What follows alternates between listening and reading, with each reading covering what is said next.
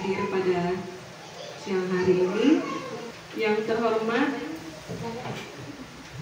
Ibu Desika Andriani SPD selaku calon guru penggerak angkatan 11 perwakilan SDN 2 Singkawang, dan Bapak Ibu guru yang hadir pada siang hari ini.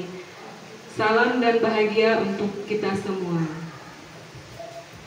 Pada kesempatan ini kita akan mendengarkan presentasi dari Bu Desika yang akan berbagi praktik baik kepada kita mengenai diseminasi budaya positif. Dan sebelum acara ini kita lanjutkan, kita bersama-sama akan menyanyikan lagu Indonesia Raya. Hadirin diminta untuk berdiri.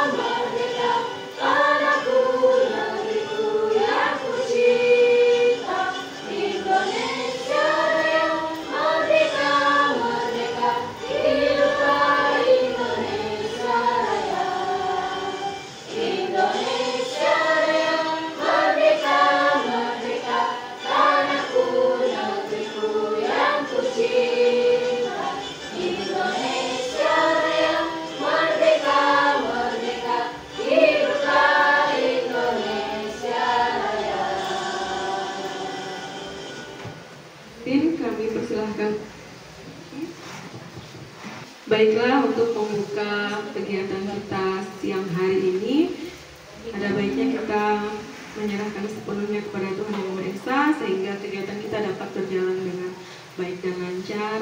Dan untuk membukanya dengan doa ini kami minta kesediaan Ibu Nurwarta. Kami persilahkan.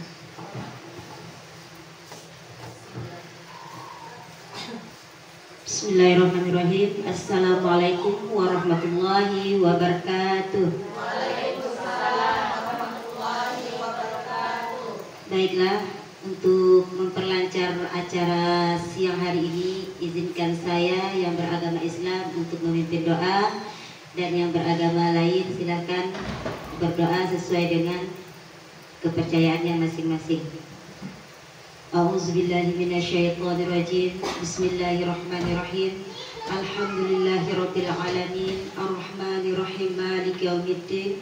Iyyaka na'budu wa iyyaka nasta'in. Ihdinas siratal mustaqim. Siratal ladzina an'amta 'alaihim ghairil maghdubi 'alaihim waladdallin. Amin. Allahumma inna nas'aluka salamatan fid din wa afiyatan fil jasad wa ziyadatan fil ilmi wa barakatan fil rizqi wa taubatan qoblal maut wa rahmatan indal maut wa maghfiratan ba'dal maut. Allahumma hawwin alaina fi syakaratil maut wa najata minan nar wa afwa indal hisab. Allahumma salli ala Sayyidina Muhammad wa ala ali Sayyidina Muhammad. Rabbana atina fid dunya hasanah wa fil akhirati hasanah wa qina azabannar. Wa sallallahu ala Sayyidina Muhammad walhamdulillahi rabbil alamin. Assalamualaikum warahmatullahi wabarakatuh.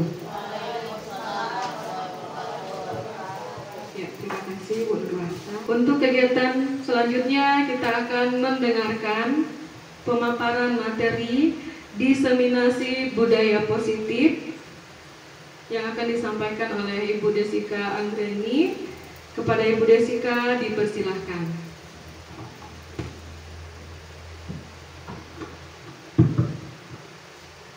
Terima kasih Bu Melani selaku pembawa acara. Assalamualaikum warahmatullahi wabarakatuh. Waalaikumsalam warahmatullahi wabarakatuh. Selamat siang Bapak Ibu semua. Ya. Alhamdulillah berkat rahmat yang diberikan oleh Allah Subhanahu wa taala, pada siang hari ini kita dapat berkumpul di acara diseminasi budaya positif yang akan saya sampaikan untuk beberapa menit yang akan datang. Nah, Bapak Ibu sekalian, terima kasih sudah hadir, sudah menyempatkan waktunya, sudah berkenan untuk mendengarkan diseminasi apa sih tentang budaya positif yang akan kita terapkan di sekolah untuk peserta didik kita menjadi anak atau anak dari bangsa yang memiliki karakter sesuai dengan profil belajar Pancasila. Nah, sebelum lanjut ke materi, baik saya perkenalkan dulu. Di sini ada Ibu fasilitator saya yang bernama Ibu Dede Yeti Suminar dan pengajar praktis saya bernama Bapak Hendra Jaya. Saya sendiri, Desika Anggreni, selaku calon guru penggerak angkatan 11 dari Kota Singkawang. Nah, pada kesempatan kali ini di aksi nyata modul 1.4 tentang budaya positif, saya akan memaparkan materi begitu banyak tentang restitusi, tentang 5 kebutuhan dasar manusia dan lain sebagainya. Ya, lanjut.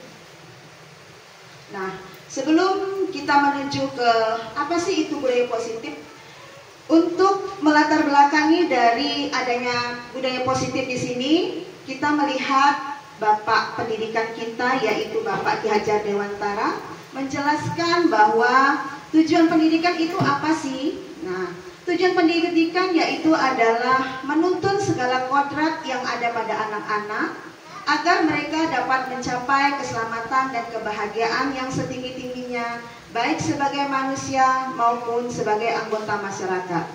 Salah satunya yaitu dengan menciptakan budaya positif. Nah, budaya positif ini Bapak Ibu dapat kita bangun melalui disiplin positif. Dengan membuat keyakinan kelas bersama-sama, melakukan segitiga restitusi, dan menerapkan nilai-nilai kebajikan di sekolah. Keyakinan kelas dibangun bersama murid dan guru yang berpihak pada murid, dan semua warga sekolah ikut berkolaborasi untuk menciptakan budaya positif di sekolah. Nah, untuk penerapan budaya positif di sekolah ini merupakan salah satu upaya peningkatan kualitas pendidikan nasional. Penerapan budaya positif tidak bisa dilakukan tanpa dukungan dari semua elemen yang ada di sekolah, termasuk dari staf, guru, kepala sekolah, dan pemangku pendidikan yang ada di sekolah kita. Dengan menerapkan budaya positif diharapkan dapat mewujudkan visi sekolah dan membentuk karakter murid dalam mengimplementasikan nilai-nilai profil pelajar Pancasila. Nah, Bapak Ibu sekalian, pada budaya positif ini kita sebagai pihak sekolah harus memiliki tujuan. Apa sih tujuan kita untuk menerapkan budaya positif ini kepada anak-anak?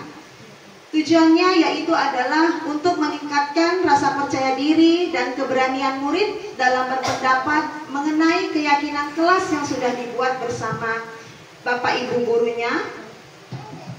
Terus apa yang mereka inginkan dengan keyakinan kelas tersebut, mereka dapat merasa untuk dihargai, untuk merasa mereka itu dipandang, untuk merasa mereka itu bahwa diperlukan. Nah, dengan demikian tujuan budaya positif ini juga dapat meningkatkan motivasi intrinsik pada murid Terus menumbuhkan budi pekerti yang berupa tanggung jawab, disiplin, serta komitmennya sebagai peserta didik. Dan yang terakhir adalah mengajak murid untuk mencari solusi dari suatu masalah. Nah, untuk menciptakan budaya positif di sekolah, kita beranjak dari standar pendidikan nasional yang sudah dicanangkan oleh Menteri Pendidikan kita. Di dalamnya di sini adalah standar pendidikan nasional merupakan menciptakan lingkungan yang positif, maka di setiap warga sekolah itu dan pemangku kepentingan perlu saling mendukung, menghayati dan menerapkan nilai-nilai kebajikan yang telah disepakati bersama. Untuk menerapkan tujuan mulia tersebut, maka seorang pemimpin pembelajaran perlu berjiwa kepemimpinan sehingga dapat mengembangkan sekolah dengan baik agar terwujud suatu budaya sekolah yang positif sesuai dengan standar kompetensi pengelolaan yang telah ditetapkan. Tujuan mulia dari penerapan disiplin positif adalah agar terbentuk murid yang berkarakter, berdisiplin, santun, jujur, peduli, bertanggung jawab, dan merupakan pembelajar sepanjang hayat sesuai dengan standar kompetensi lulusan yang diharapkan. Nah, baik Bapak Ibu, dari standar nasional tentang pendidikan yang sudah dibuat, kita menuju ke budaya positif. Nah, sekarang kita ke pokoknya nih, budaya positif. Apa sih budaya positif itu? Nah, budaya positif yaitu adalah nilai-nilai, keyakinan, dan kebiasaan yang diterapkan di sekolah untuk mendukung murid menjadi pribadi yang kritis, hormat, bertanggung jawab sesuai dengan profil pelajar Pancasila. Bagaimana kita dapat menerapkan budaya positif itu? Nah, kita menerapkan budaya positif untuk menciptakan peserta didik yang memiliki profil pelajar Pancasila, maka kita harus melakukan perubahan paradigma belajar. Mungkin Bapak Ibu bertanya, paradigma itu apa sih? Seperti itu kan? Nah, paradigma yaitu suatu keyakinan, kepercayaan kita yang baru. Kepercayaan kita apa? Yaitu menjadikan peserta didik sesuai dengan profil pelajar Pancasila yang memiliki yang di dalamnya terdapat 6 dimensi. Nah, jadi perubahan paradigma belajar ini adalah pembelajaran yang berorientasi pada penguatan kompetensi dan pengembangan karakter siswa sesuai dengan dimensi profil pelajar Pancasila. Jadi paradigma baru ini memastikan bahwa praktik pembelajaran yang dilakukan di sekolah benar-benar berpusat pada siswa, yang biasa kita sebut dengan student-centered learning. Nah, paradigma ini dirancang berdasarkan prinsip pembelajaran, yaitu prinsip pembelajaran berdiferensiasi. Nah, yang dimana setiap siswa ini melakukan kegiatan belajar sesuai dengan kebutuhan dan tahap perkembangannya. Jadi profil pelajar Pancasila merupakan ciri karakter dan kompetensi yang diharapkan untuk diraih oleh peserta didik yang didasarkan pada nilai-nilai luhur Pancasila. Nah, Bapak Ibu, ini adalah dimensi dan elemen profil pelajar Pancasila. Yang pertama, mungkin Bapak Ibu tahu apa dimensi awalnya profil pelajar Pancasila? Iya, benar Bapak Ibu. Yang pertama adalah beriman bertakwa kepada Tuhan yang Maha Esa dan berakhlak mulia. Nah, di sini pada dimensi beriman bertakwa kepada Tuhan yang Maha Esa dan berakhlak mulia, pelajar Indonesia ini yang beriman bertakwa yaitu pelajar yang berakhlak dalam hubungannya dengan Tuhan yang Maha Esa. Ia memahami ajaran agama dan kepercayaannya serta menerapkan pemahaman tersebut dalam kehidupannya sehari-hari. Dalam dimensi awal dari profil pelajar Pancasila yaitu beriman dan bertakwa itu ada 5. Yang pertama yaitu adalah akhlak dalam beragama, akhlak pribadi, akhlak kepada manusia, akhlak kepada alam, dan akhlak bernegara. Yang kedua, yaitu dimensi yang kedua adalah berkebinekaan global. Nah, berkebinekaan global ini diharapkan pelajar Indonesia itu mempertahankan budaya luhur, kualitas, dan identitasnya, dan tetap berpikiran terbuka dalam berinteraksi dengan budaya lain, sehingga menumbuhkan rasa saling menghargai. Jadi karakter positif itu dapat berkembang dan tumbuh juga budaya luhur yang positif dan tidak bertentangan dengan budaya luhur bangsa. Apa elemen yang terdapat di kebinekaan global? Elemen yang terdapat di kebinekaan global ya ada 3. Yang pertama, mengenal dan menghargai budaya. Yang kedua, kemampuan komunikasi interkultural dalam berinteraksi dengan sesama. Dan yang ketiga yaitu adalah refleksi dan tanggung jawab terhadap pengalaman kebinekaan. Yang ketiga yaitu adalah gotong royong. Nah, pemerintah kita ingin menjadikan, termasuk Bapak Pendidikan kita juga ingin menjadikan peserta didik kita ini adalah pelajar Indonesia yang memiliki kemampuan bergotong royong, yaitu kemampuan untuk melakukan kegiatan secara bersama-sama dengan sukarela agar kegiatan yang dikerjakan dapat berjalan lancar, mudah, dan ringan. Elemen yang terdapat di dalam dimensi yang ketiga yaitu gotong royong adalah yang pertama kolaborasi, 2 kepedulian, dan 3 berbagi. Menjadi pelajar yang bertanggung jawab atas proses dan hasil belajarnya. Elemennya ada berapa? Ada 2. Yang pertama tentang kesadaran akan diri dan situasi yang dihadapinya, serta religius dirinya. Yang kelima yaitu adalah kreatif. Nah, di sini Bapak Ibu kita sudah melihat peserta didik kita itu rata-rata kreatifnya lebih tinggi kan? Kreatifnya itu lebih tinggi, baik secara motoriknya, baik secara psikomotoriknya. Mereka itu anak-anak yang aktif, kreatif, baik dalam menciptakan suatu seni maupun menciptakan tingkah laku yang begitu kreatif, yang unik bagi mereka. Nah, kreatif di sini di mana pelajar itu mampu memodifikasi dan menghasilkan sesuatu yang orisinal, yang asli, yang bermakna, bermanfaat, dan berdampak. Elemennya ada 2, yaitu adalah menghasilkan gagasan yang orisinal, serta menghasilkan karya dan tindakan yang orisinal. Nah, yang terakhir yaitu adalah bernalar kritis. Bernalar kritis di sini pelajar kita diharapkan mampu secara objektif memproses informasi baik kualitatif maupun kuantitatif dalam membangun keterkaitan antara berbagai informasi, menganalisis informasi, mengevaluasi, dan menyimpulkannya. Nah, elemen yang didapat pada dimensi yang terakhir yaitu bernalar kritis ada 4. Yang pertama, memperoleh dan memproses informasi dan gagasan. Yang kedua, menganalisis dan mengevaluasi penalaran. Yang ketiga, merefleksikan pemikiran dan proses berpikir. Dan yang terakhir adalah dalam mengambil keputusan. Bapak Ibu yang saya hormati, di sini tadi kita kan berawal dari paradigma belajar. Disinilah kita letaknya perubahan paradigma dalam pembelajaran. Jadi yang dari awal model pembelajaran kita terhadap peserta didik itu awalnya gaya belajar kita yang lama, di mana peserta didik itu kita beritahu bagaimana caranya kita memberitahu.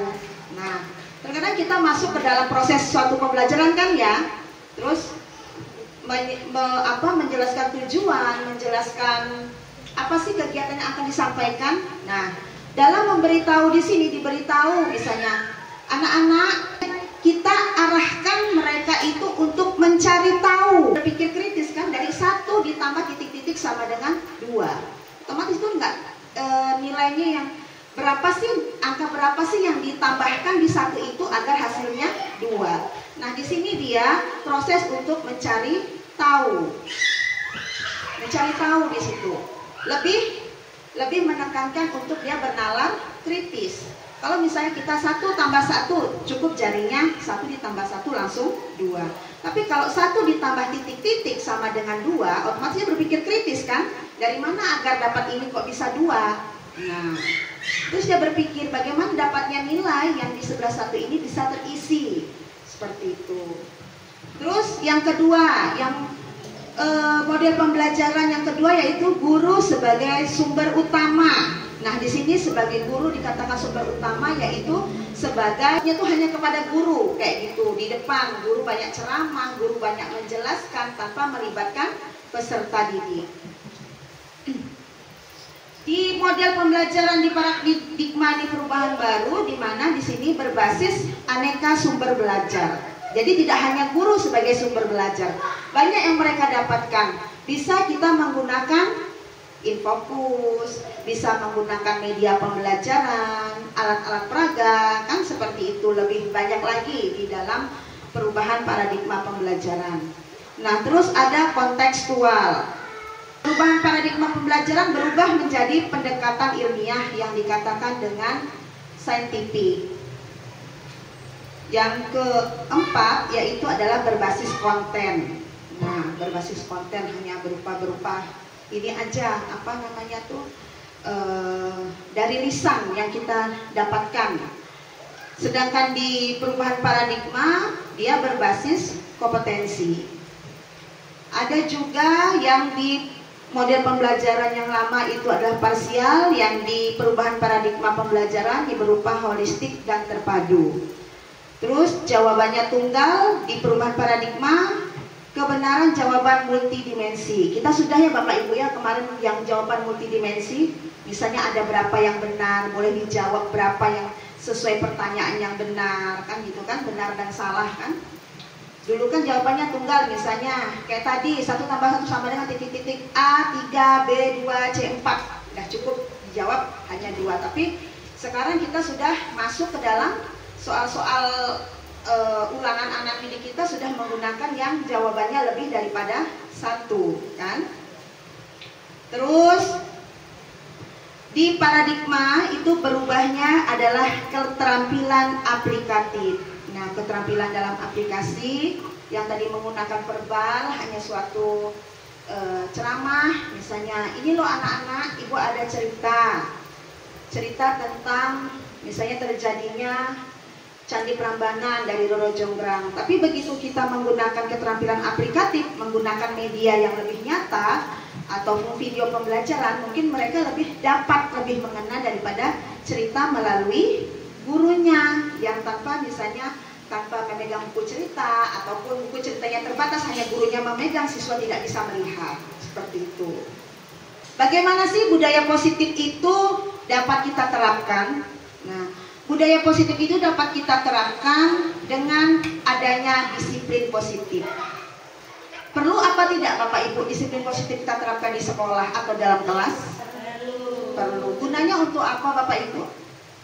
Nah, disiplin positif itu kita dapat menjadikan peserta didik kita itu memiliki karakter, memiliki rasa percaya diri, dan memiliki apa sih arti dirinya sendiri untuk menghargai dirinya sendiri. Nah, disiplin positif ini yaitu merupakan suatu pendekatan untuk menerapkan disiplin dari dalam diri anak tanpa adanya bentuk hukuman atau hadiah.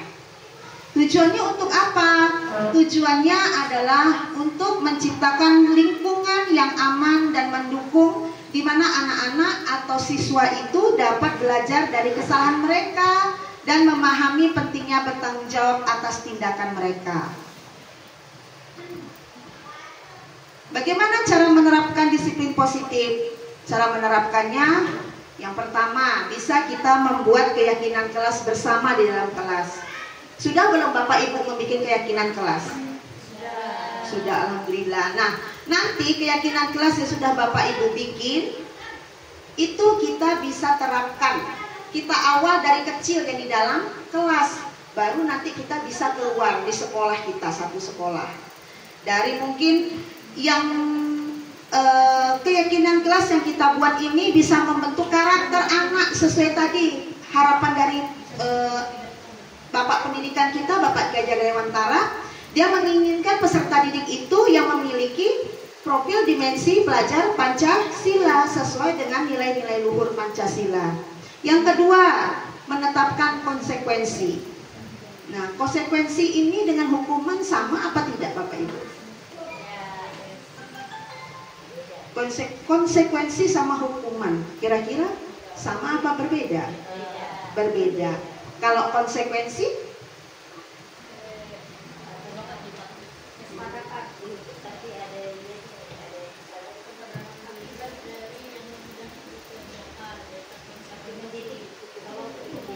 kalau hukuman, iya. Nah, hukuman itu bisa terjadi secara langsung. Kita langsung menyerang secara verbal maupun secara fisik. Tapi kalau dengan namanya konsekuensi, di sini kita sudah memiliki cara ataupun aturan bagaimana cara kita menyadarkan siswa yang memiliki kesalahan, berkesinambungan, ada runtutan supaya anak itu untuk menyadarkan dirinya. Nah, yang ketiga, memberikan pujian. Memberikan pujian ini juga termasuk dalam menerapkan disiplin positif. Perlu enggak sih Bapak Ibu anak-anak kita dipuji? Perlu. Gunanya untuk apa Bapak Ibu? Betul.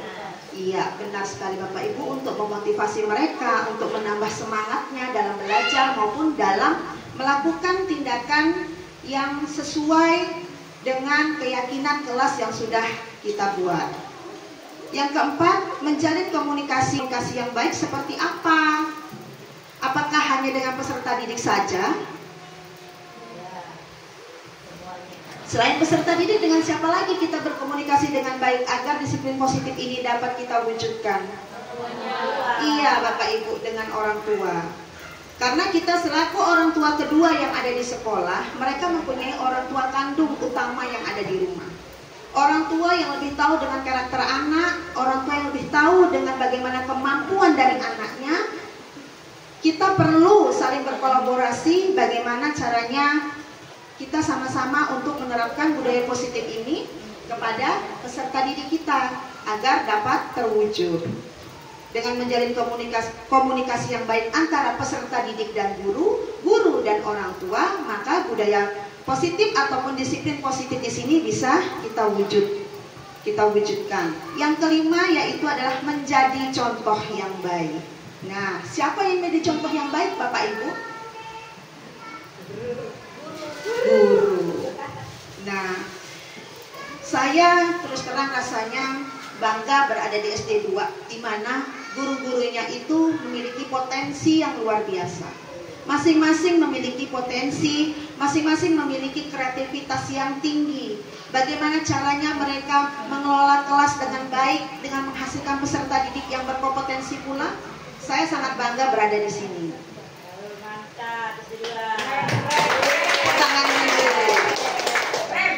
Banyak prestasi, buktinya banyak kan Bapak Ibu, prestasi sudah kita ciptakan. Banyak sekali prestasi-prestasi yang sudah kita ciptakan. Nah, di sini di disiplin positif kita menjadi contoh yang baik. Coba kira-kira contohnya apa sih Bapak Ibu? Contoh sebagai pendidik sudah melakukan disiplin positif. Contohnya apa? Kita sebagai pendidik contohnya. Setiap pagi kita menyambut siswa yang berada di depan pagar kan? Sebelum pembelajaran dimulai kan? Nah, itu udah contoh untuk diri kita. Kita sebagai contoh dulu datang lebih awal menyambut mereka dengan senyum, dengan ramah, dengan menyapa. Nah, mereka datang di antara orang tua. Mungkin orang tuanya juga merasa senang, kan seperti itu. Banyak sekali. Maka saya bilang saya bangga di SD 2, mengapa? Betul. Sekarang saya bangga, kita bisa menjadi contoh untuk anak-anak didik kita dalam disiplin positif, menerapkan budaya positif di sekolah. Contohnya lagi, selain kita datang tepat waktu menyambut mereka, apa? Pada saat membersihkan lingkungan nih, lingkungan sekolah, Bapak Ibu ikut menyapu kan? Nah, kita dulu yang megang sapu, memberi contoh kepada anak-anak. ada yang mengikuti.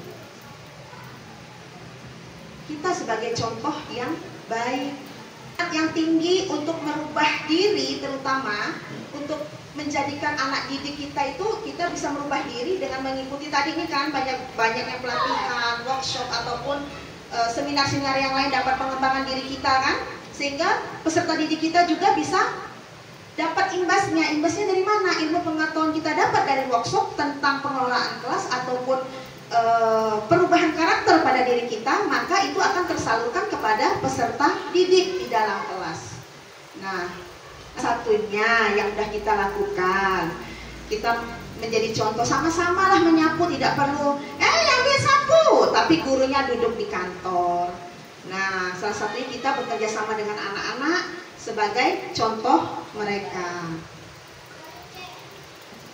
Bapak Ibu, tadi sudah banyak dijabarkan tentang kata disiplin positif. Nah, di sini apa sih makna dari kata disiplin itu sendiri? Ketika kita mendengar kata disiplin, apa yang terbayang dalam benak Anda? Apa yang terbayang Bapak Ibu? Hah? Apa Bu? Taat aturan. Apalagi Bu? Patuh. Iya, patuh.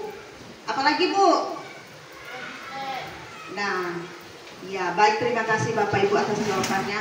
Nah, di sini kata disiplin itu kadang-kadang kita hubungkannya dengan tata tertib kan, tata tertib, hukuman, kepatuhan dan peraturan. Disiplin juga di sini juga sering dihubungkan tadi itu dengan suatu hukuman, padahal sesungguhnya itu sangat berbeda. Perlu nggak sih sekolah kita memiliki aturan?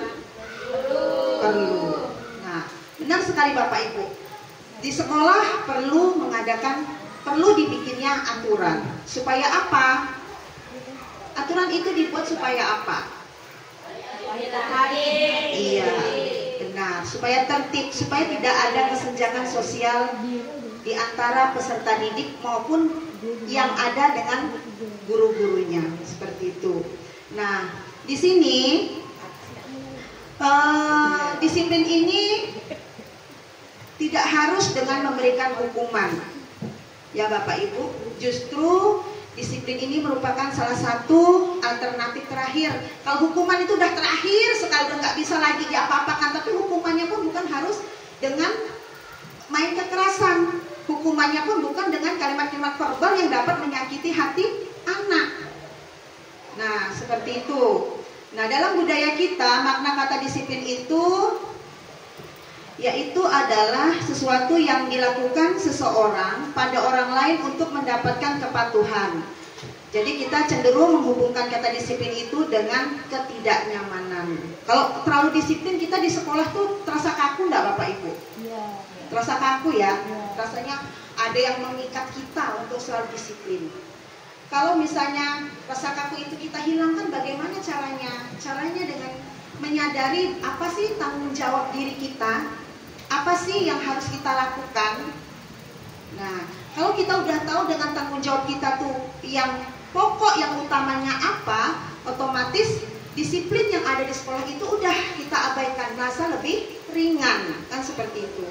Datang tepat waktu jam 7 misalnya, kita lalu datang jam 8. Kalau sudah terbiasa dengan yang molor terhadap aturan, otomatis mereka tuh udah, kalau dibikin aturan yang ketat, merasa terbebani kan Bapak Ibu kan. Nah, bersyukurlah kita yang taat dengan aturan yang ada di sekolah. Nah, di sini Bapak Pendidikan kita Kejar Dewantara menyatakan bahwa di mana ada kemerdekaan, disitulah harus ada disiplin yang kuat.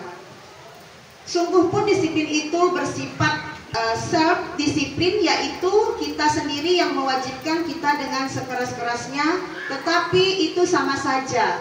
Sebab jikalau kita tidak cakap melakukan self-disiplin, wajiblah penguasa lain mendisiplinkan diri kita. Dan peraturan demikian itulah harus ada di dalam suasana yang merdeka. Itu menurut Ki Hajar Dewantara, pemikiran, konsepsi, keteladanan, sikap merdeka, cekatan kelima di 2013 halaman 470. Nah, Di situ Bapak Ki Hajar Dewantara kita juga menyatakan bahwa untuk mencapai kemerdekaan atau dalam konteks pendidikan kita saat ini menciptakan murid yang merdeka, syarat utamanya adalah harus ada disiplin yang kuat. Nah, di sini maksudnya adalah disiplin diri yang memiliki motivasi internal. Maka kita memerlukan pihak lain. Bagaimana bisa terwujud? Kita memerlukan pihak lain untuk mendisiplinkan kita atau motivasi eksternal. Karena berasal dari luar, bukan dari dalam diri kita sendiri. Adapun definisi kata merdeka menurut Ki Hajar Dewantara adalah merdeka itu artinya tidak hanya terlepas dari perintah, akan tetapi juga cakap buat memerintah diri sendiri. Berarti betul tadi itu disiplin positif itu adalah berasal dari intrinsik diri kita sendiri, bukan dari orang lain. Boleh dari orang lain menerapkan suatu disiplin positif, suatu aturan, jika disiplin itu diutamakan untuk keselamatan kita bersama ataupun ketertiban kita bersama. Bapak Ibu, di sini ada main map dari disiplin positif. Menurut teori kontrol atau pilihan dari Dr. William Glaser, di sini disiplin positif dapat dibagi menjadi 4. Yang pertama, Anda tidak bisa mengontrol orang lain, tetapi hanya Anda yang bisa mengontrol diri Anda sendiri. Benar Bapak Ibu? Iya. Nah, yang kedua, semua perilaku itu memiliki tujuan. Nah, yang ketiga, model berpikir konsensus menciptakan pilihan-pilihan baru. Nah, betul ya Bapak Ibu, disiplin positif ini merupakan model belajar, model berpikir, serta berkolaborasi. Seperti itu ya Bapak Ibu ya. Jadi maksudnya di sini disiplin positif yaitu adalah model kita berpikir untuk berpikir bijak bagaimana menyikapi suatu aturan yang ada di sekolah. Dan berkolaborasi gimana tadi caranya? Kita tadi membuat keyakinan kelas bersama dengan cara berkolaborasi guna untuk membentuk suatu disiplin positif. Nah, terus realitas kebutuhan kita berbeda. Kita berusaha memahami pandangan orang lain tentang dunia. Setiap orang memiliki gambaran yang berbeda. Benar apa tidak Bapak Ibu? Kita masing-masing memiliki kebutuhan yang berbeda. Betul Bapak Ibu. Nah, nanti kita akan teruskan di 5 kebutuhan dasar manusia. Yang pertama di sini tadi udah ada makna disiplin. Makna disiplin yaitu belajar kontrol diri dengan menggali potensi kita agar mencapai tujuan mulia, yaitu sesuatu menjadi seseorang yang kita inginkan berdasarkan nilai-nilai yang kita hargai.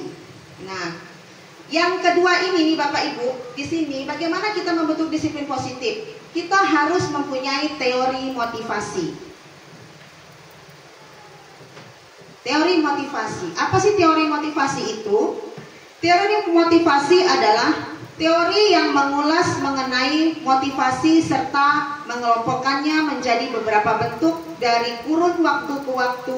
Secara umum, motivasi dapat diartikan sebagai sebuah kemauan, dorongan, minat maupun hasrat seseorang yang begitu besar yang datangnya bisa dari dalam diri sendiri maupun dari faktor eksternal lain.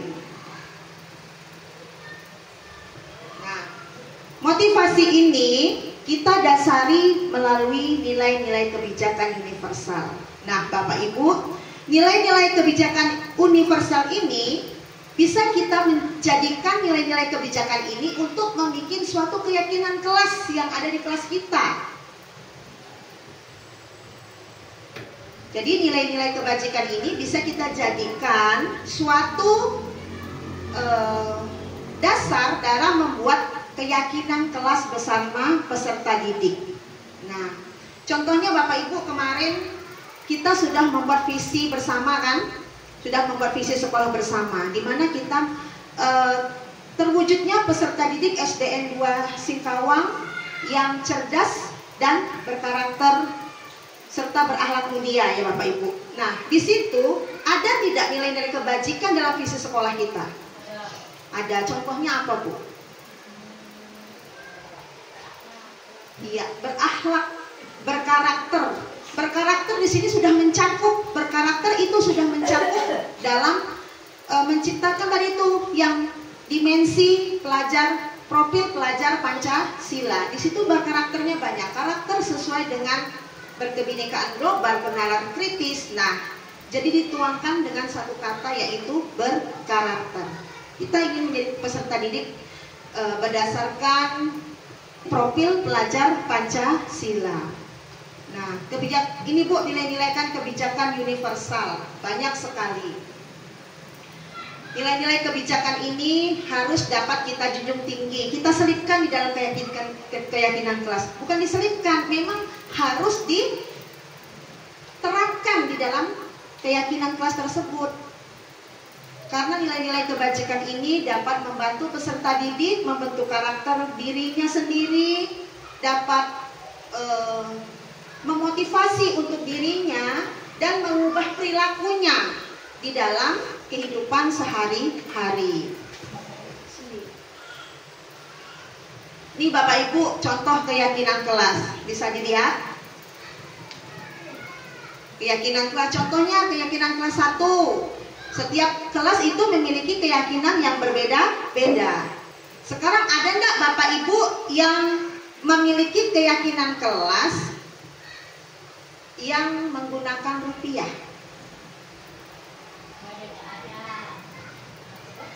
Maksudnya paham? Nah,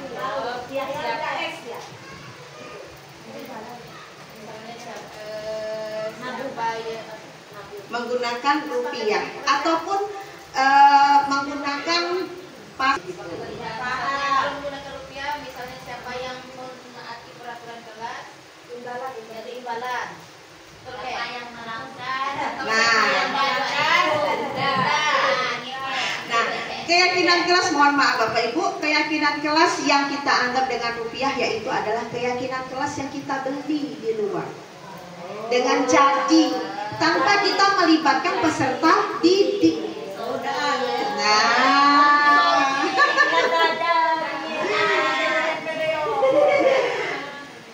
karena keyakinan kelas yang dijual tuh sama apa tidak dengan karakter peserta didik kita yang dalam kelas? Tidak sama.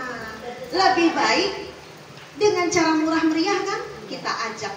Kita cukup berikan kertas apa namanya, stick note yang untuk mereka suruh menulis apa sih, misalnya mau seperti apa sih kelas kita ini biar kelasnya terlihat cantik, kelihatan bersih, kelihatan ideal ataupun rapi, kayak apa misal contohnya. Nah mungkin dengan anak-anak kelas rendah contohnya, saya kemarin membuat kelas pada anak-anak seperti itu Bu, karena bahasa anak kelas 1 ini kan tidak bisa kita samakan dengan kelas yang tingkatannya lebih tinggi. Jadi mereka tuh coba Ibu mau minta nih bagaimana kalian ingin kelas kita ini supaya lebih indah misalnya. Bu, tidak boleh buang sampah sembarangan. Nah, tidak boleh membuang sampah sembarangan. Itu termasuk apa? Kategori apa di situ? Nilai kebajikannya. Menjaga kebersihan. Nah, kita ambil berarti keyakinan kelas kita ini adalah semua anggota kelas 1A harus menjaga kebersihan. Nah, jadi kalimat yang tadi itu Bu, nilai-nilai kebajikannya tuh bisa kita cantumkan di situ. Dari kata tadi tidak boleh buang sampah sembarangan misalnya kan. Terus makannya harus di luar, dia tidak bertaburan. Tadi itu gunanya untuk apa? Menjaga kebersihan. Jadi setiap anggota kelas menjaga kebersihan. Nah, seperti itu. Kayaknya di kelas berapa lagi nih? Di kelas 5 misalnya, menghormati kayak poin nomor 3, percaya dan menghormati orang lain serta barang miliknya. Kira-kira pertamanya tuh kalimat dari anak-anak itu terbesit apalah Bapak Ibu? Misalnya contohnya, percaya dan menghormati orang lain serta barang miliknya.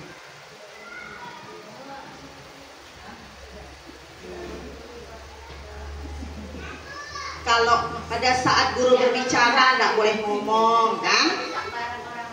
Nah betul Bu Ayu, tidak boleh merusak barang orang lain. Habis itu kalau mau minjam harus permisi.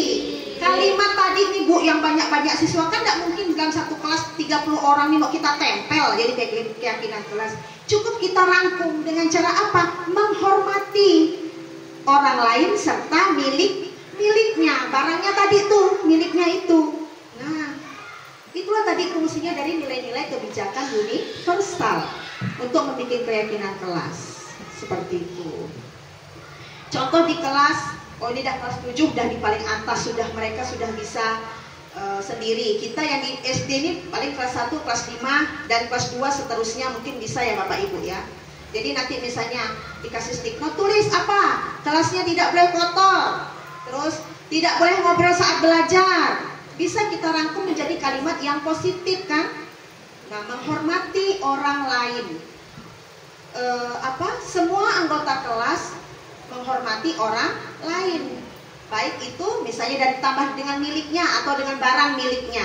Nah, miliknya sendiri juga harus dihargai tadi nih. Bagaimana caranya? Habis digunakan disimpan dengan yang rapi, diletakkan sesuai tempatnya. Nah, ciri-ciri keyakinan kelas itu seperti apa Bapak Ibu? Yang pertama, apa Bu Warta? Bersifat lebih abstrak. Iya, bersifat lebih abstrak. Yang kedua apa Bu Niken? Iya, berupa pernyataan universal. Yang ketiga, Bu Dwi, apa Bu Dwi? Iya, yang keempat Bu Melisa. Iya, Bu Adha, yang kelima. Sesuai dengan kondisi kelas atau sekolah sehingga mudah diterapkan. Iya, yang keenam Bu Fitriani. Semua warga sekolah atau kelas dilibatkan ketika membuat keyakinan sekolah atau kelas. Iya, terima kasih Bapak Ibu. Nah, ciri-ciri keyakinan kelas ini bersifat lebih abstrak. Lebih abstrak berarti lebih nyata yang ada di dalam kelas. Terus berupa pernyataan universal. Pernyataan universal ya ini adalah pernyataan dari seluruh siswa yang ada di dalam kelas. Makanya bukan pernyataan melalui rupiah. Tadi itu. Nah, dibuat dalam bentuk kalimat positif. Kalimat positif tadi apa? Sudah saya contohkan. Contohnya tadi itu kita mengambil dari kalimat yang ada, tidak boleh membuang sampah sembarangan. Berarti menjaga kebersihan. Nah, kalimat positifnya seperti itu. Contohnya, singkat, mudah diingat dan mudah dipahami. Betul kan Bu Fitri? Kalau dari kata anak-anak tadi kan, makan tidak boleh buang sembarangan. Terus habis meruncing, tidak boleh meruncing tuh kotorannya tidak boleh dimasukkan ke dalam laci kan. Jadi dari itu biar mudah diingat cukup kita membuat dengan kalimat nilai-nilai kebijakan tadi, yaitu menjaga kebersihan. Sesuai dengan kondisi kelas atau sekolah sehingga mudah diterapkan. Benar Bapak Ibu, harus sesuai dengan kondisi kelas kita masing-masing. Terus semua warga sekolah atau kelas dilibatkan ketika membuat keyakinan. Iya, benar sekali. Di sini semua warga sekolah atau kelas dilibatkan tadi berupa pernyataan yang universal, pernyataan menyeluruh pendapat seluruh siswa ataupun warga sekolah. Nah, ini Bapak Ibu. Mungkin Bapak Ibu tanya, tadi tuh kan keyakinan kelas dengan peraturan kelas itu sama apa tidak? Berbeda. Keyakinan kelas berfokus pada nilai-nilai positif, sikap dan perilaku yang diinginkan.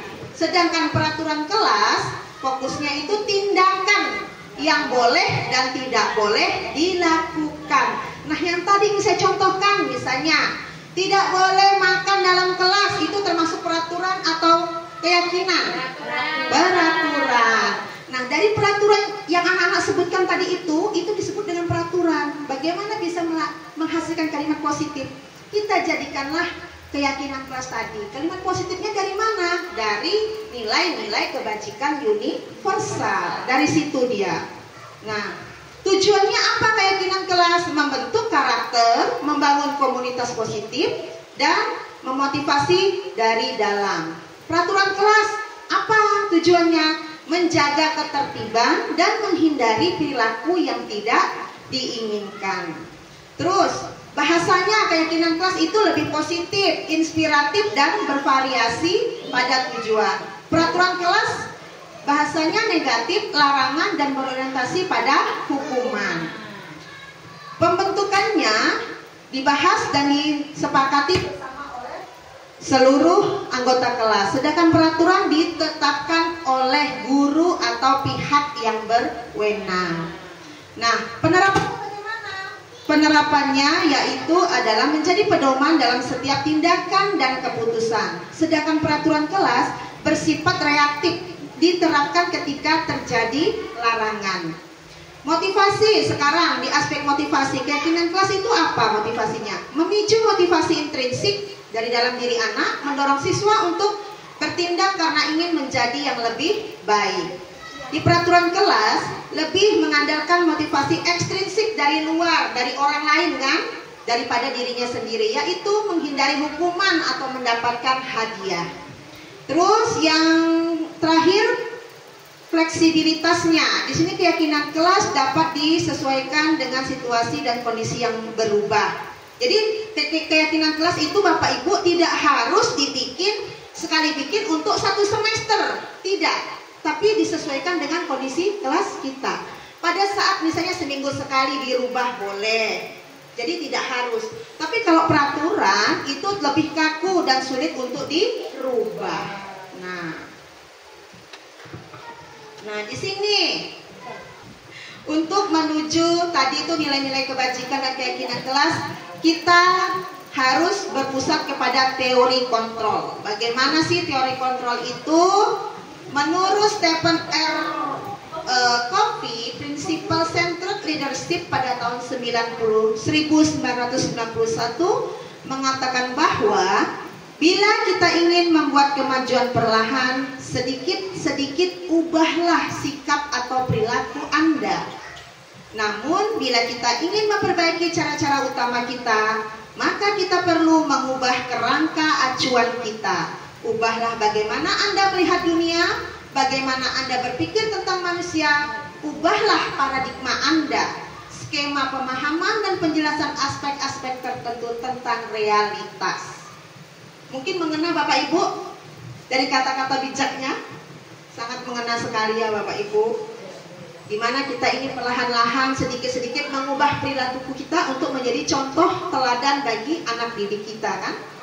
Nah, kalau kita ingin memperbaiki yang lebih tinggi, cara utama kita bagaimana? Mengubah acuan kita. Acuan itu tadi apa? Dari kelas dulu, keyakinan kelas kita ubah dulu. Misalnya di sekolah, visi kita, seandainya tidak cocok dengan murid kita nih, boleh kita ubah visi kita. Jadi tidak harus visi itu sekali buat visi bertahun-tahun digunakan, tetapi visi itu boleh diubah sesuai dengan kebutuhan sekolah kita. Nah, berdasarkan keadaan sekolah. Nah, di sini Bu ada teori kontrol. Ya, stimulus responnya, realitas, kebutuhan kita bersama. Teori kontrolnya itu adalah realitas kebutuhan kita berbeda, bahwa kita itu memiliki kebutuhan yang berbeda-beda. Nah, respon orang lain mengatakan semua orang melihat hal yang sama, tapi di teori kontrol bahwa setiap orang itu memiliki gambaran yang berbeda. Itu juga dengan kita mencoba mengubah orang agar berpandangan sama dengan kita. Bisa nggak kita mengubah orang lain sesuai pandangan kita? Tidak bisa. Nah, di teori kontrol inilah kita dapat bisa melihat bagaimana sih kita berusaha memahami pandangan orang lain tentang dunia. Sesuai tadi itu kata-kata bijak tuh yang sudah kita baca tadi. Nah, berperilaku buruk dilihat sebagai suatu kesalahan menurut stimulus respon.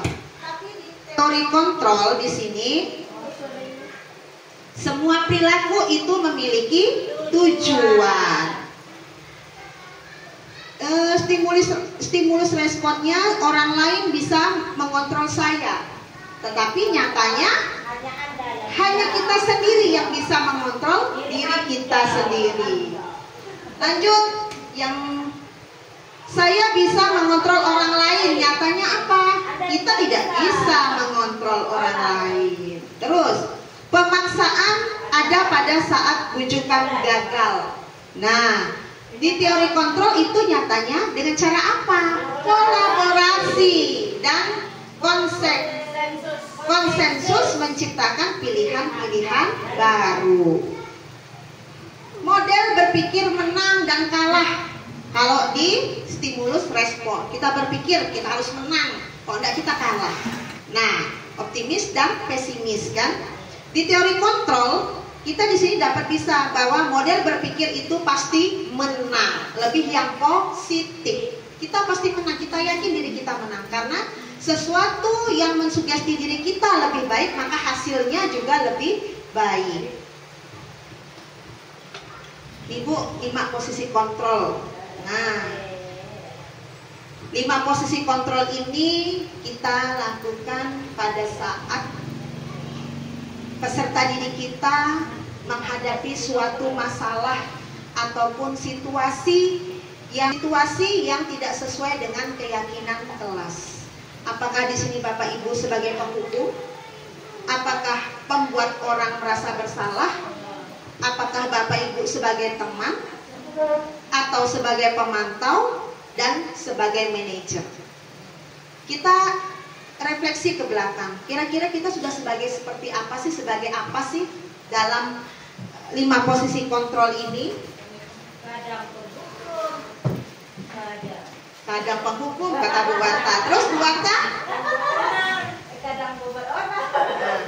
Kira-kira Bapak Ibu, yang lebih baik dari 5 posisi kontrol ini itu yang mana sih? Iya, betul Bapak Ibu. Sebagai manajer. Bapak Ibu di sini semua ini udah jadi manajer. Tapi bagaimana caranya untuk menghargai diri kita sendiri sebelum kita menghargai orang lain? Nah, jika kita contoh kecil, badan kita cubit sakit, apalagi kita mencubit orang lain. Nah, sama seperti itu Bapak Ibu. Jika kita sudah menjadi manajer, berarti kita sudah bisa mengontrol emosional kita. Baik itu kepada peserta didik maupun rekan-rekan sejawat kita. Nah, contohnya, kamu Bu Niken datang terlambat terus. Nah, itu termasuk posisi kontrol yang di mana? Iya, dia sebagai penghukum. Dia sudah menghardik dengan cara apa? Menunjukkan jarinya, itu sama juga sudah menghardik. Nah, jika posisi itu berada di anak didik kita, bagaimana Bapak Ibu perasaannya? Iya, dia akan merasa sakit hati. Saya nih udah capek-capek loh bantu Ibu, melindungi Ibu dari kepala sekolah, karena Ibu suka datang terlambat. Tapi apa kok Ibu masih seperti itu, masih melakukannya? Itu termasuk dalam posisi yang mana Bapak Ibu? Iya, benar Bu Dini, merasa bersalah. Nah, kepada peserta didik misalnya, dia mau ikut lomba nih Bu Mel, ayo bantu Ibu ya agar sekolah kita nih bisa berprestasi misalnya. Mau ya kamu ikut ya? Nah, nanti Ibu bantu deh kamu misalnya seperti itu. Nah, itu bisa kita sebagai posisinya sebagai teman. Apakah posisi teman membuat orang merasa bersalah dan penghukum ini sama? Beda. Kira-kira di posisi teman ini apakah kita akan sukses dalam membentuk identitas diri anak? Iya. Sebagai teman kita bisa sukses untuk mengolah komunikasi. Tapi di sini saya perhatikan anak-anak kita sudah berubah ya, sudah jauh berubah dari sebelumnya ya. Disiplin positifnya kalau saya lihat sudah mulai terbentuk. Ya, terima kasih Bapak Ibu yang sudah tidak bosan-bosannya setiap hari mengingatkan anak-anak untuk menjadi pribadi yang lebih baik. Nah, terus misalnya di sini, contohnya sebagai pemantau. Kalau pemantau misalnya datang siswa terlambat nih, contohnya gitu kan. Jam berapa itu? Ngapain datang masih terlambat? Oh, berarti kalau orang datang terlambat udah tahu konsekuensinya apa? Iya. Apa konsekuensinya misalnya? harus dihukum. Misalnya, nah boleh seperti itu pungut sampah. Jadi udah tahu. Jadi kita hanya sebagai pemantau. Pemantau tuh ya kita itulah mengingatkan identitas dirinya, di mana kesalahan dia agar kita bentuk untuk melaksanakan tanggung jawabnya. Kira-kira bisa dipahami Bapak Ibu? Ya. Nah, mudah-mudahan saya yakin di sini semua sudah menjadi posisi yang manajer. Tidak ada lagi kan Bapak Ibu kita yang marah-marah kan? Kalau bahasa kita Singkawang ngerepek. Nah, Bu Diliani harus berubah.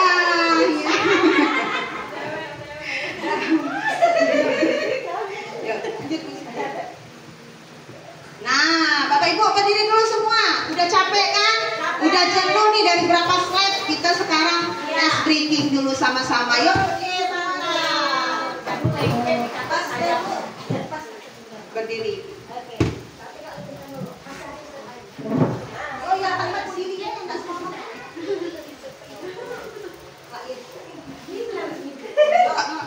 Sama-sama kita itu ya Bapak Ibu speaking ya. Mulai.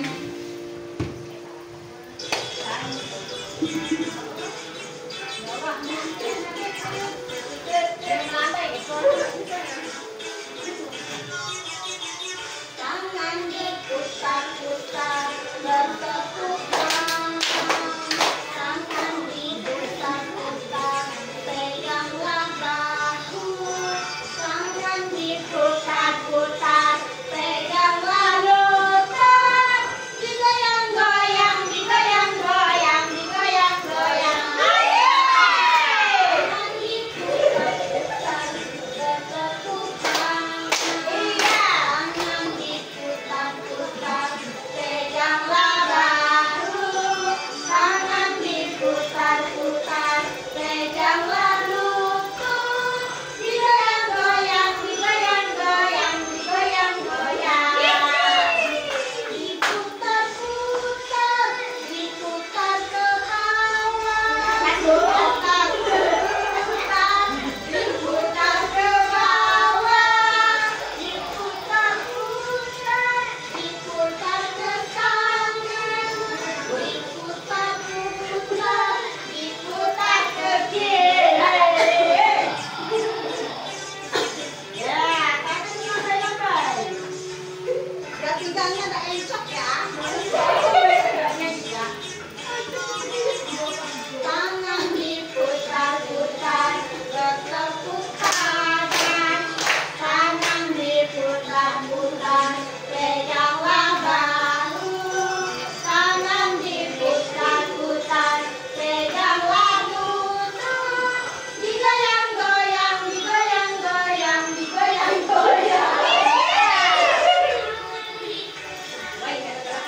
Bertepuk tangan, tangan diputar-putar peganglah bahu, tangan diputar-putar peganglah lutut, digoyang-goyang, digoyang-goyang. Diputar-putar, diputar ke atas, diputar-putar, diputar ke bawah, diputar-putar, diputar ke kanan, diputar-putar, diputar ke kiri.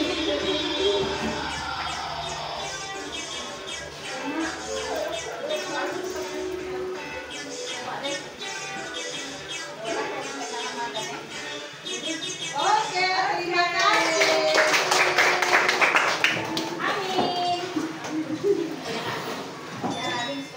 Nah, Bapak Ibu, tadi sudah penjabaran tentang 5 posisi kontrol. Nah, 5 posisi kontrol ini dapat kita menjadi acuan dalam kita menyelesaikan masalah kepada membantu peserta didik untuk menyelesaikan masalahnya. Dengan cara apa? Dengan cara melakukan segitiga restitusi.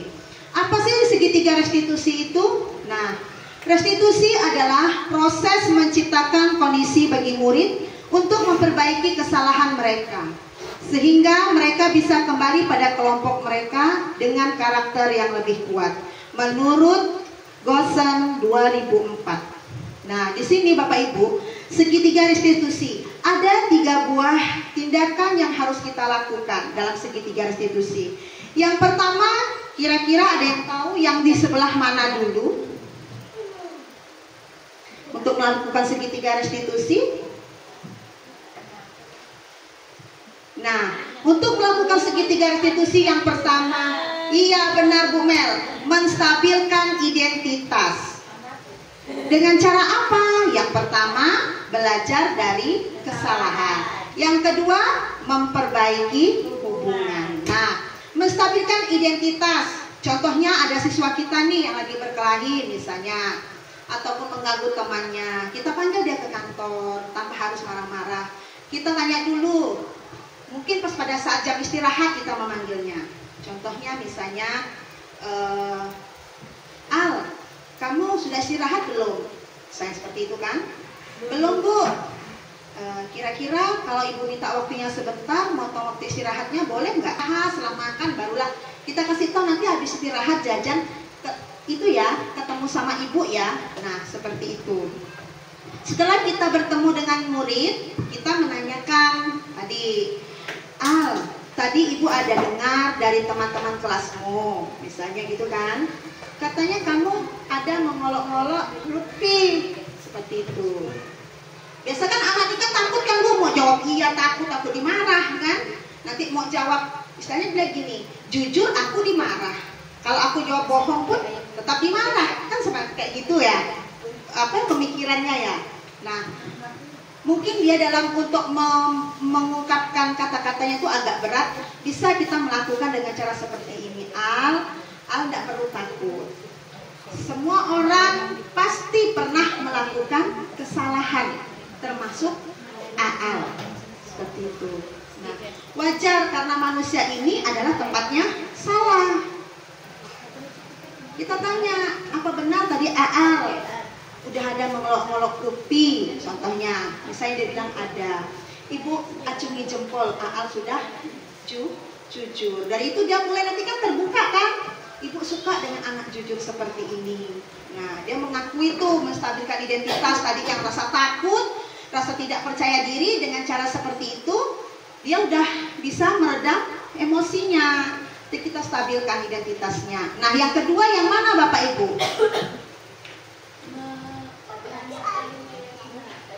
Yang kedua, menanyakan keyakinan. Yang kedua adalah kita validasi tindakan yang salah.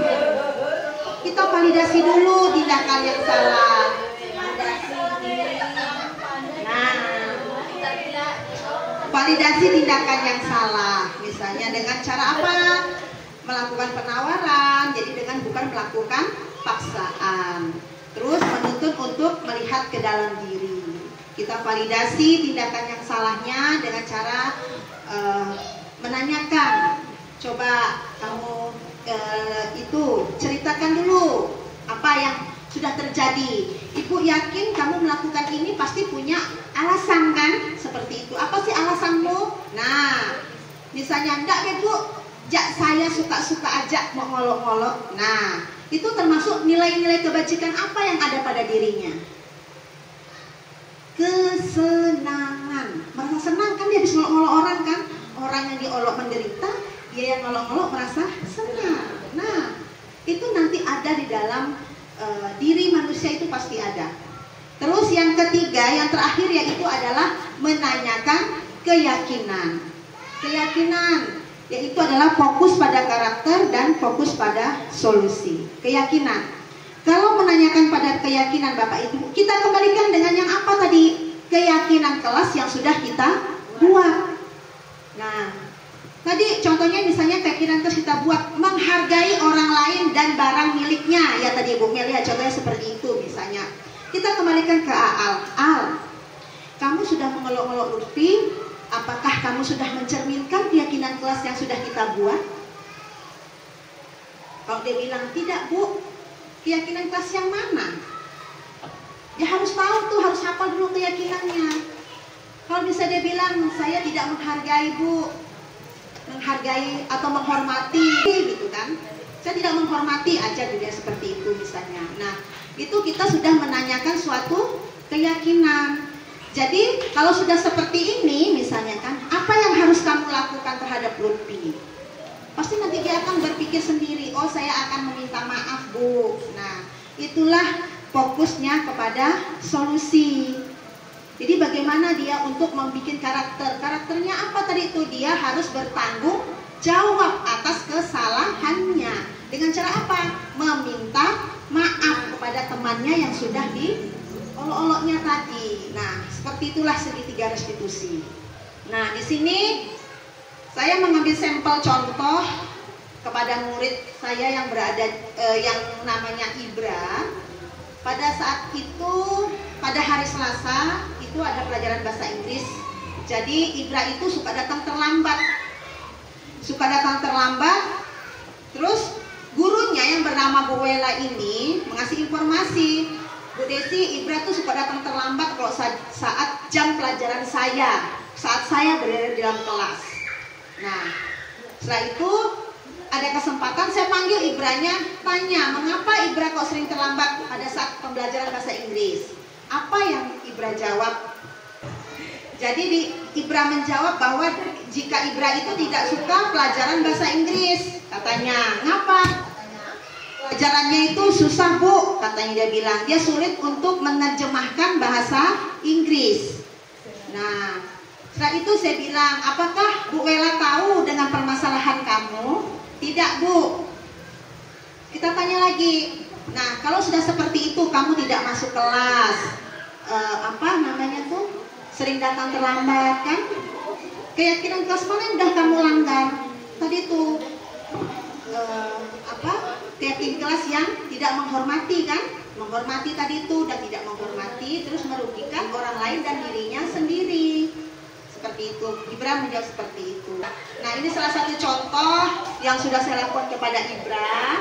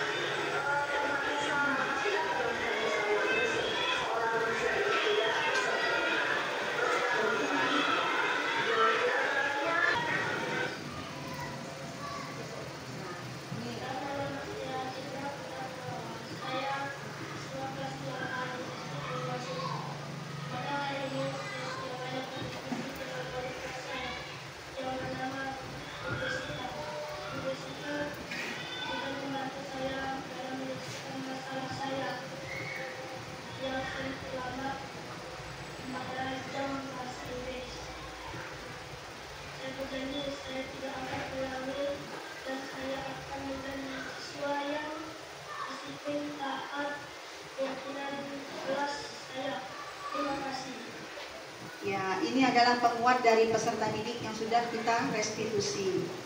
Nah, Bapak Ibu, di sini ada slide, coba sama-sama kita jawab.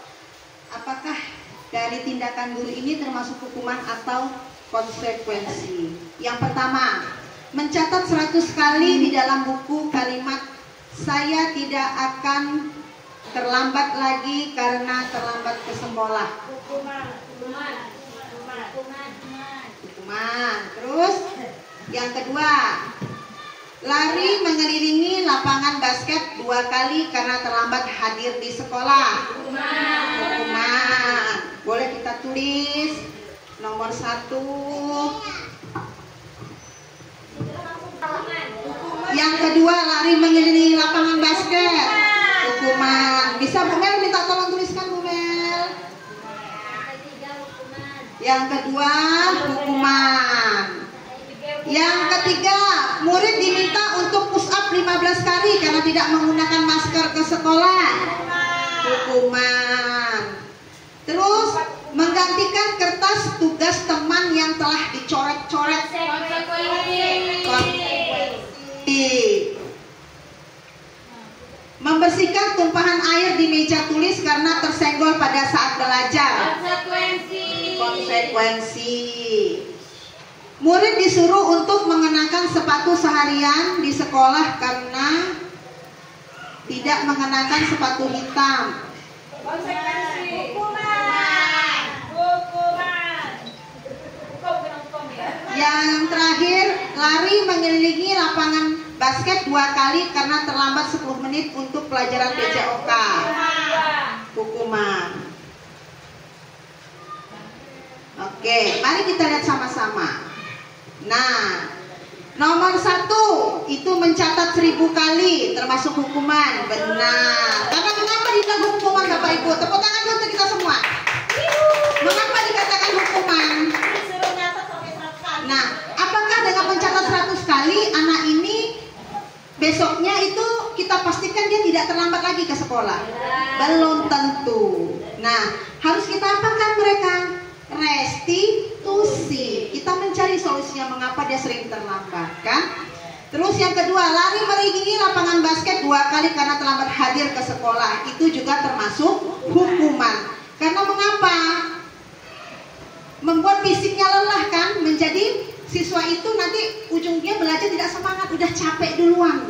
Hanya karena dia terlambat hadir ke sekolah. Dengan lari pun tidak bisa mengubah jika hanya dihukum, disuruh lari dengan mengelilingi lapangan basket. Terus yang ketiga, murid diminta untuk push up 5 kali karena tidak menggunakan masker ke sekolah. Iya, itu juga termasuk hukuman. Menggantikan kertas tugas teman yang telah dicoret-coret, itu termasuk konsekuensi. Nah, itu konsekuensi dari keyakinan kelas yang sudah dibuat. Konsekuensi apa namanya nih, tindakan apa yang harus diambil kan dalam setelah dia melakukan suatu kesalahan. Nah, konsekuensi. Terus apalagi itu, murid disuruh membersihkan tumpahan air di meja tulis karena tersenggol pada saat belajar. Iya, itu termasuk konsekuensi. Dengan cara dia membersihkan mejanya. Menyuruh murid tidak mengenakan sepatu seharian di sekolah karena tidak menggunakan sepatu. Namanya hukuman. Kasihan kan, kakinya panas, tidak pakai sepatu, otomatis dia merasa apa? Malu kan sama temannya, nggak pakai sepatu katanya, malu. Berarti kita sudah membuat orang lain itu merasa bersalah dengan tindakannya. Habis itu lari mengelilingi lapangan basket 2 kali karena terlambat 10 menit untuk pelajaran PJOK. Di situ apa? Hukuman. Yang benar adalah konsekuensi. Karena pada saat pembelajaran olahraga dia terlambat 2 menit. Anggaplah kan sebelum kita belajar olahraga kan pasti pemanasan dulu kan? Pemanasan mungkin dari lari-lari di lapangan. Nah, jadi kalau dia terlambat 2 menit, dianya lari sendiri itu di lapangan. Konsekuensinya kan, dia harus pemanasan dulu. Nah, inilah Bapak Ibu tadi yang sudah banyak saya sampaikan, bahwa misalnya anak itu perlu mendapatkan kasih sayang, perlu mendapatkan. Nah, ini berada di 5 kebutuhan dasar manusia. Yang pertama adalah bertahan hidup, kedua kasih sayang, ketiga kebebasan, 4 kesenangan, dan 5 penguasaan. Nah, ini dia Bapak Ibu. Bertahan hidup, apa aja sih yang perlu dibutuhkan? Makan, pakaian, tempat tinggal, keamanan, dan kesehatan.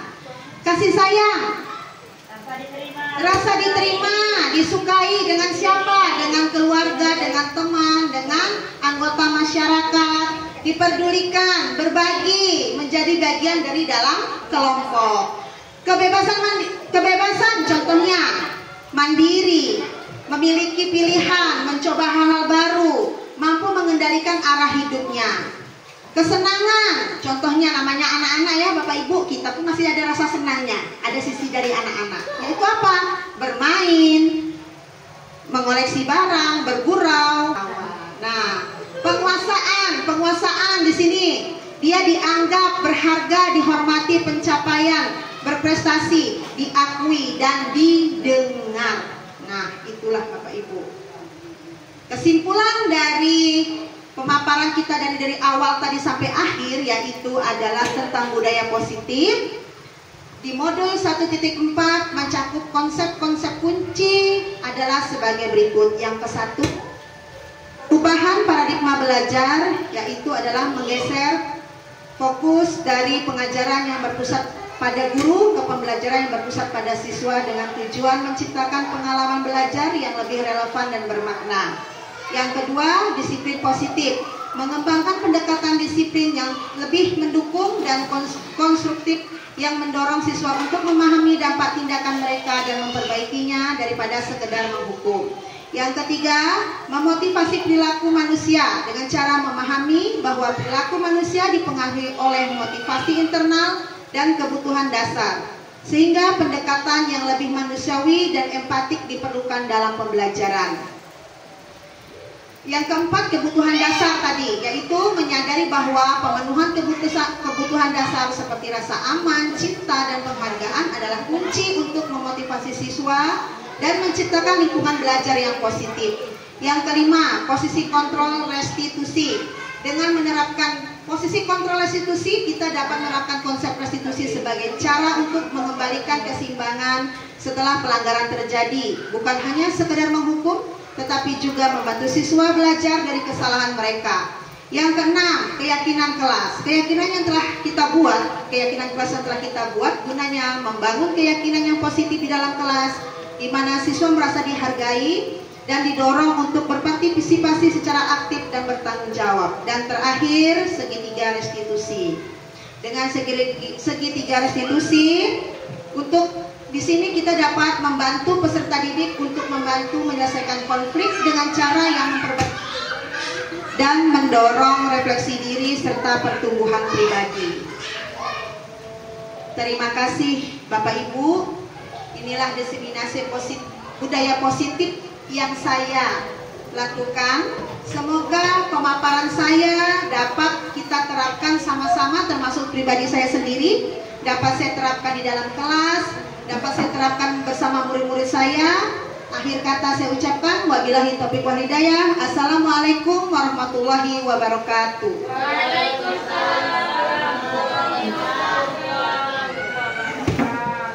Terima kasih kami ucapkan kepada Ibu Desika yang telah berbagi praktik baik diseminasi budaya positif kepada kami. Semoga dapat menjadi pengalaman yang berharga dan kita dapat menjadi guru-guru yang menciptakan siswa yang berkarakter, yang penuh dengan tanggung jawab dan mandiri, dan pastinya itu karena adanya motivasi intrinsik dari mereka semua nantinya. Dan kita bisa lebih kreatif lagi memikirkan solusi dari setiap kesalahan siswa kita melalui konsekuensi yang dapat menjadi solusi terbaik setiap mereka melakukan kesalahan. Oke, akhir kata kami ucapkan terima kasih, mohon maaf atas segala hilaf dan salah kami, dan saya tutup sampai di sini acara kita. Selamat sore.